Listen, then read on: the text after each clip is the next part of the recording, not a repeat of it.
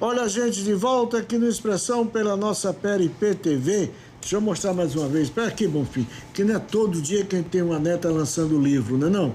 Catarina Manhã Amorim, porque a vida é assim. Olha aqui. Vendo? Maravilha. Está à venda lá na Escariz. Próximo programa, a Catarina vai estar aqui. O avô está convocando ela para bater um papo aqui. Né? Isso é bom. Lindolfo Amaral, quanta honra recebê-lo aqui no programa. E meu querido amigo, professor Bittencourt.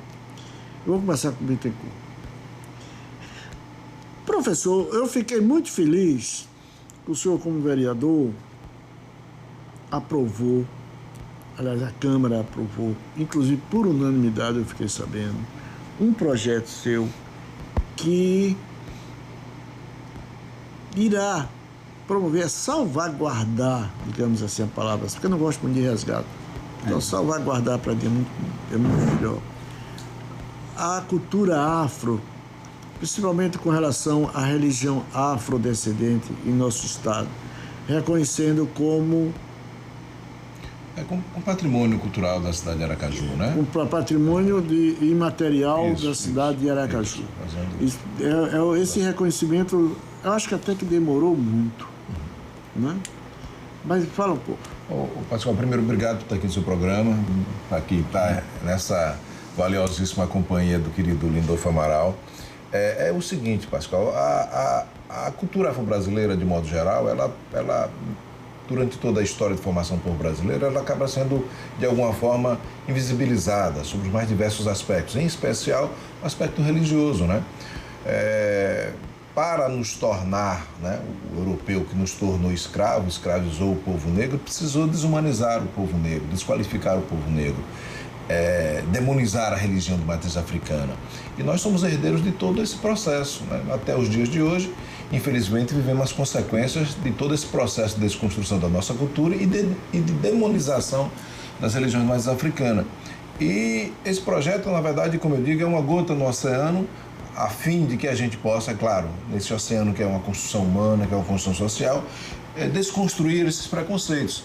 É um projeto que visa, né, reconhecer, né, o acervo cultural, imaterial, a identidade afro-brasileira na cidade de Aracaju como sendo bem cultural, que precisa ser preservado, que precisa ser difundido, que precisa ser cuidado, se necessário tombado, se necessário feito, né, digamos assim, ações no sentido de preservação da memória, e reconhece em especial esse valor, digamos assim, histórico e cultural das religiões mais africanas.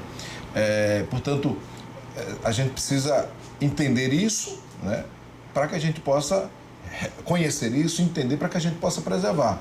Infelizmente, historicamente, somos todos aqui homens, da seara da cultura. A cultura no Brasil tem, digamos assim, pouco cuidado em relação à riqueza que ela possui, em relação ao que ela produz, inclusive. Aqui são dois produtores, né, do campo da arte, da cultura. Eu sou um consumidor, faço algumas coisas, mas vocês produzem, vocês geram acontecimentos, e vocês também geram, pessoas ganham dinheiro com as coisas que vocês produzem, né? E vocês também produzem economia criativa, recursos, né? Nesse sentido. Eu não sou desse universo.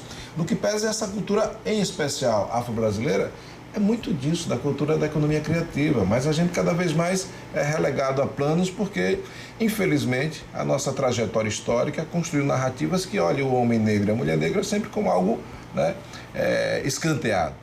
E como eu disse lá na Câmara dos Vereadores, se for uma mulher negra, se for pobre e se for de religião mais africana, cai sobre ela uma série de preconceitos, uma série de estigmas, né, que infelizmente ainda hoje persiste. Ainda hoje persiste. Portanto, eu fiquei muito feliz porque foi um projeto aprovado por unanimidade. Todos que estavam ali, sem exceção, pediram a parte, fizeram algum comentário muito positivo.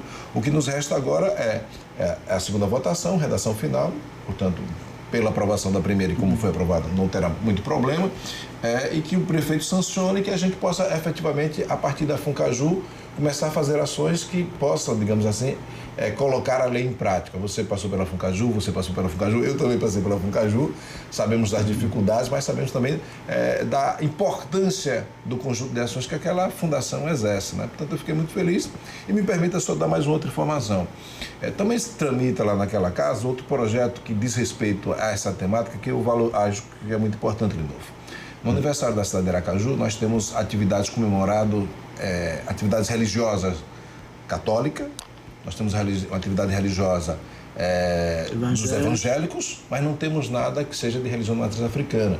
Nós estamos formatamos lá um projeto, já passou para a comissão, qualquer hora dessa deve ir para o plenário, que a gente insere nas atividades festivas do aniversário da cidade de Aracaju, obrigatoriamente alguma atividade festiva que diz respeito a esse universo de religião de matriz africana, que diz respeito à cultura afro-brasileira, porque é um percentual expressivo do povo aracajuano e muito legitimamente os católicos têm uma missa, muito legitimamente os evangélicos têm um show, né, no mercado, aquela coisa toda com a colaboração do poder público e muito legitimamente o povo negro e o povo de religião mais africana pleiteia isso, certamente será aprovado, portanto é um projeto que também está caminhando lá. Outro projeto também nessa área, me permita, a legislação federal dá aos templos religiosos algumas isenções tributárias, mas exigem algumas formalidades burocráticas que a grande maioria das casas de terreiros não possui, dada a sua formatação. A gente está, digamos assim, flexibilizando essas exigências para que a maioria das casas de terreiro, mesmo não tendo CNPJ, tal qual foi aprovado em outras cidades, em outros estados, para as casas de terreiro de Aracaju, mesmo não tendo CNPJ, tenha, por exemplo, isenção tributária de IPTU, né? Para não citar outros tantos projetos, mas para citar apenas nessa seara da religião da cultura brasileira. Eu fiquei curioso agora de saber que exigências seriam estas que os terreiros, por exemplo, não conseguem... Não, por exemplo, nós temos terreiro que não tem CNPJ. Sim, CNPJ. Né? Não tem CNPJ. E aí é todo um conjunto burocrático de certidões, essa coisa toda. E nós temos terreiros que são coisas muito simplórias, no que pese ainda tem uma ancestralidade, tem um tempo de existência muito longevo, né? Mas que essa formalidade ainda não está presente. Mesmo porque a gente está falando de uma religião da oralidade, né? Da tradição.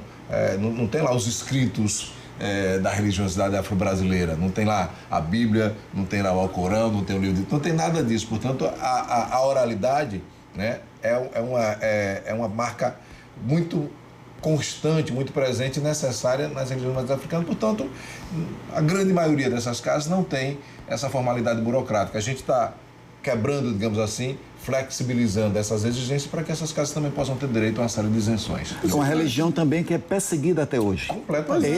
Esse fator é um fator muito sério, porque como ela é perseguida, ela não consegue também ter alguns reconhecimentos formais. Essa formalidade. Não consegue. Porque a gente... Há pessoas que não a consideram nem religião.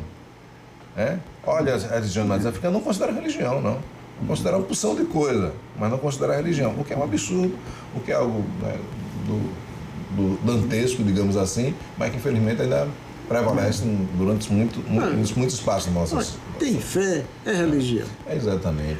Tem fé, é religião. Agora, uma coisa, você levantou a questão histórica, a ancestralidade do povo negro, preto no Brasil, negro, como queiram. Tem uma coisa interessante, uma vez eu conversando com um amigo meu, bem estudioso do assunto, ele levantou a questão, por exemplo, do sincretismo religioso, que é o sincretismo da igreja, da matriz africana com a religião católica.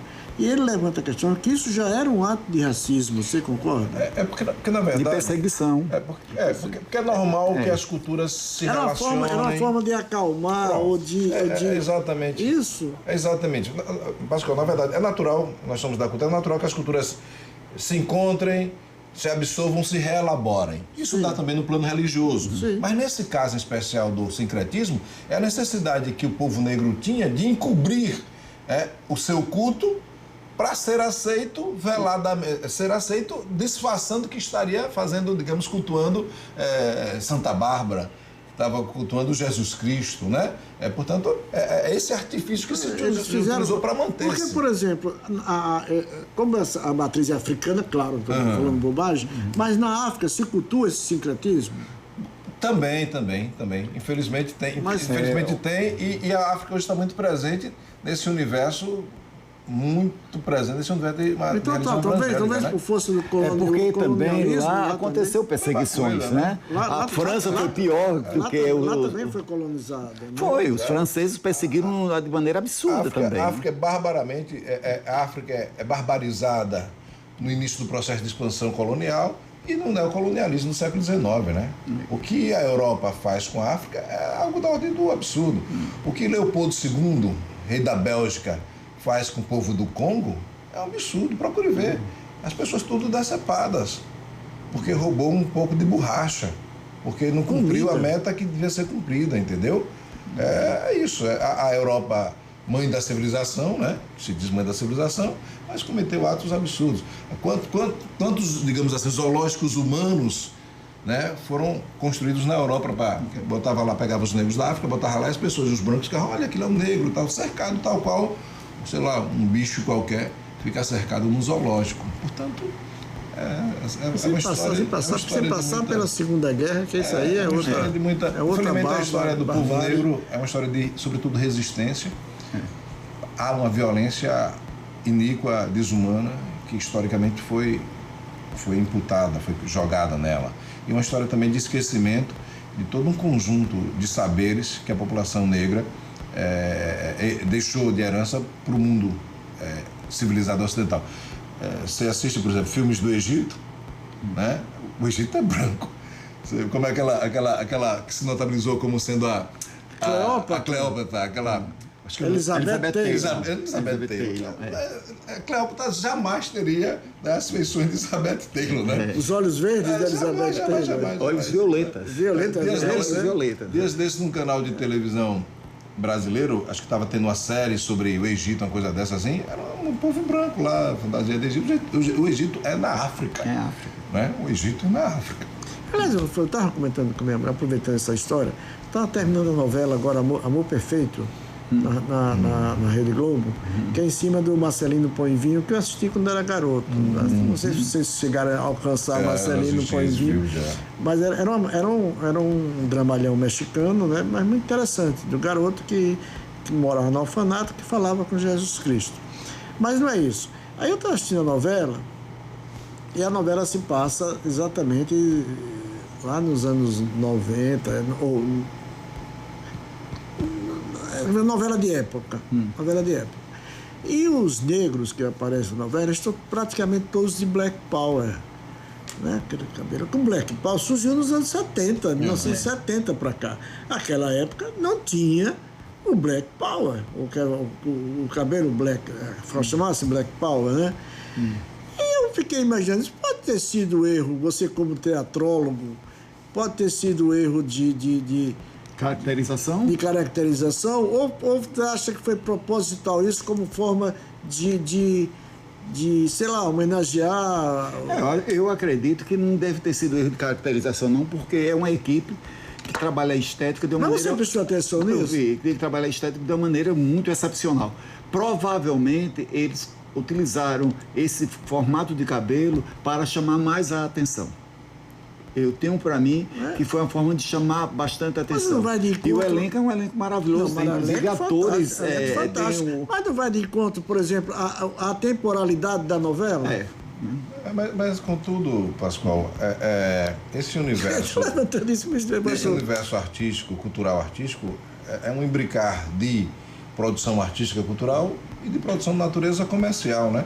Ele acaba fazendo certos reparos que comercialmente possa chamar mais atenção, para que seja consumido e naturalmente gere mais lucro, chamada licença poética. É isso, né? Porque também, de uma certa forma, termina valendo o modismo, né? Também. Ela quer vender É claro. a história E na dela. ficção vale tudo, né? Estranho seria um professor de história produzir uma coisa com anacronismo dessa natureza. Mas na ficção vale um bocado de coisa, né? Bittencourt, vou pedir, Liberdade de expressão. Né? Bittencourt, vou pedir pra você ficar aqui com a gente no próximo Maior bloco, que a gente vai satisfação. fazer uma homenagem para... Aliás, você esteve lá no velório do Arildo Deda, os maiores nomes do teatro brasileiro, uma figura sergipaníssimo, né? Apesar de dizer, mas ele morava muito tempo na Bahia. Ele é professor da Universidade Federal da Bahia, professor de teatro, ele fez a história dele lá, mas ele nunca negou a sergipanidade dele, nunca negou o Santo Amaro dele, Simão Dias dele, né? Enfim, e terrinha para dar gente importante, hein? Simão Dias não é fácil. Fica aqui um pouquinho, vamos conversar um pouco com o Lindolfo e com você. A gente volta já já. Cultura é o que a gente faz.